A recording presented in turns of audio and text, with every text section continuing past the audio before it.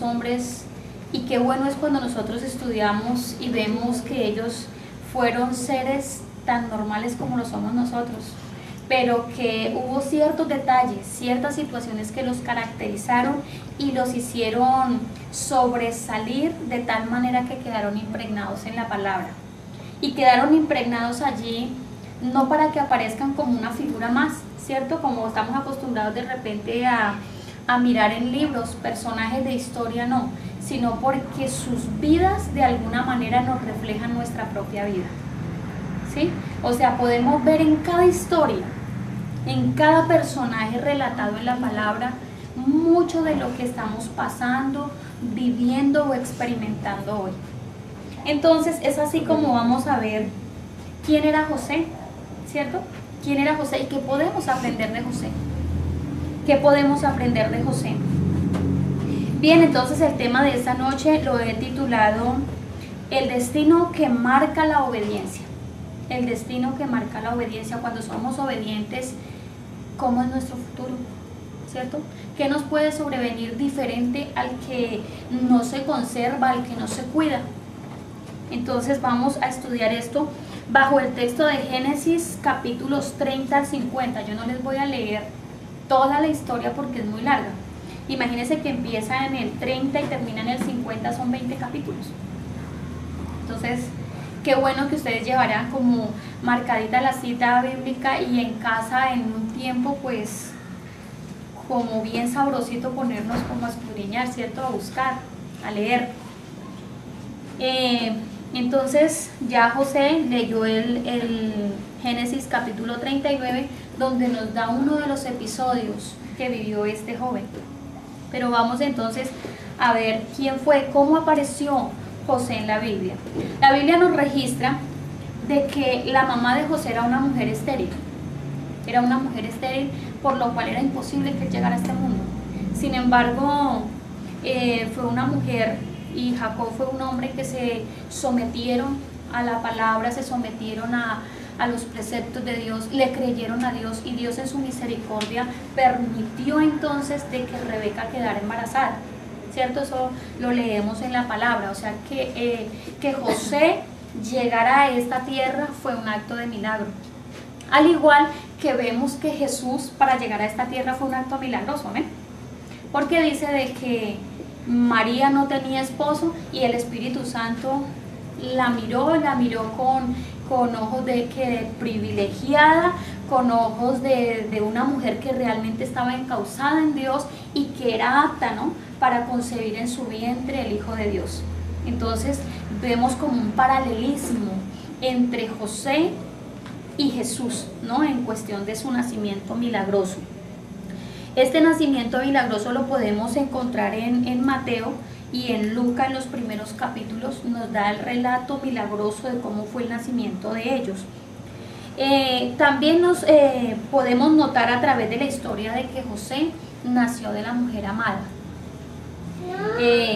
Dice la palabra de que Jacob, en un momento de trampas y de engaños, a Jacob le tocó huir de su tierra y se fue a otra tierra muy lejana por conservar su vida. Y estando allá en casa de un tío, se enamora de la prima, pues. Y resulta de que él hace un negocio con su tío y le dice que va a trabajar 7 años por ella. Y él le dice que bueno.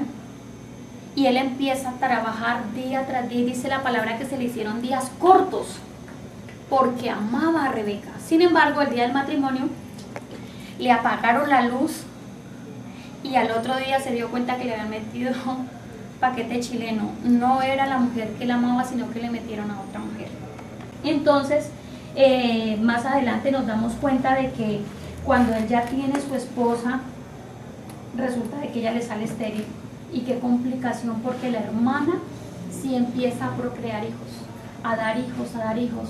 El tormento, la angustia, la aflicción de esta mujer se fueron haciendo grandes. Entonces nace de la mujer amada. Jesús también nace de la mujer amada. ¿Por qué? Porque Jesús mismo lo dice después del bautismo: este es mi hijo amado. Él fue planeado, él fue anhelado. él fue deseado, ¿cierto? A él no se pudo haberle dicho, no, fue por accidente. Sé que se le olvidó tomarse la pasta del anticonceptivo. Fue que le pasó un incidente. No, él fue planeado. Por eso vino. Y por eso él nace en el seno de un hogar que le esperaba, realmente. Tal como lo hizo Jesús también. Fue el 11º hijo de Jacob, o sea, fue el 11º, ¿no? Pero por los mismos acontecimientos que se dan, pasa de ese 11º a ocupar un primer lugar. Antes en Israel, la primogenitura era un privilegio muy grande para el hijo varón, ya que el hijo varón tenía la posibilidad de quedarse con las 3 partes de la herencia de una familia y la otra parte que quedaba era lo que dividían entre los demás hermanos, pero también tenía la ocupación de responder por la familia en un momento determinado. Tenía toda la cobertura y la autoridad, ¿no? Se le daba a ese primogénito. Y resulta de que el primogénito en el escalafón de la familia de José subió al lecho del padre, o se acostó con una de las mujeres del papá. Entonces se le quitó ese privilegio y le fue otorgado más adelante a José. Era un muchacho sumiso. Cuando usted lee una y otra vez, nos damos cuenta de que José gustaba estar al lado de su padre, quería escuchar su sabiduría, sus enseñanzas. Y su principal función era hacer valederas, ¿no? Esas voces de su padre, ¿no? Delante del que fuera. Para él, lo que su papá decía era ley. Y recordemos que Cristo una y otra vez cuando estuvo aquí en la tierra, dijo, yo no estoy aquí haciendo mi voluntad, sino la voluntad de mi Padre. Lo que mi papá me mandó a hacer, entonces eso voy a hacer. ¿Sí? Y empieza a marcar esa obediencia, no hacer lo que a él le apetecía, sino lo que al Padre le agradaba. Y él trabajó y vivió en pro de agradar a ese Padre, al igual que lo hizo entonces Jesús también. Era un joven que consultaba la dirección del Padre, que estaba muy cerca, que tenía apego por su Padre.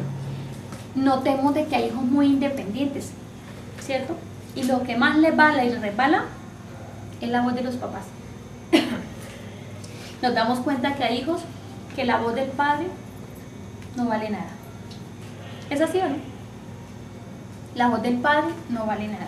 Él puede decirle con todos los pormenores del caso lo que le puede afectar o lo que le puede convenir, y él de todas maneras no acepta eso. Para él es más fácil aceptar el consejo de pronto del vecino, del amigo, de cualquiera, ¿verdad? Menos el del padre. Pero José no. José era un hombre muy sumiso y era muy dependiente de su padre. Hoy en día muchos decimos, Dios es mi padre. ¿Es así o no? Dios está conmigo.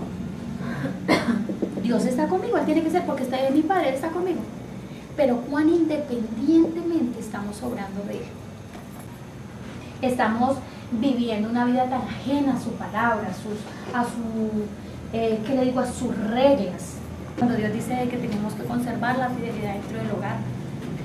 Decimos, Dios está conmigo, y sin embargo estoy trampeando o estoy viendo cómo tramposeo al amigo, al vecino, al fulano que está confiando en mí, ¿cierto? Y son tantas maneras de decir que Dios está conmigo, pero nuestra forma de proceder no es la más correcta. Sin embargo, José sí velaba por ser una persona muy correcta, muy dependiente de Dios. Él escuchaba consejos.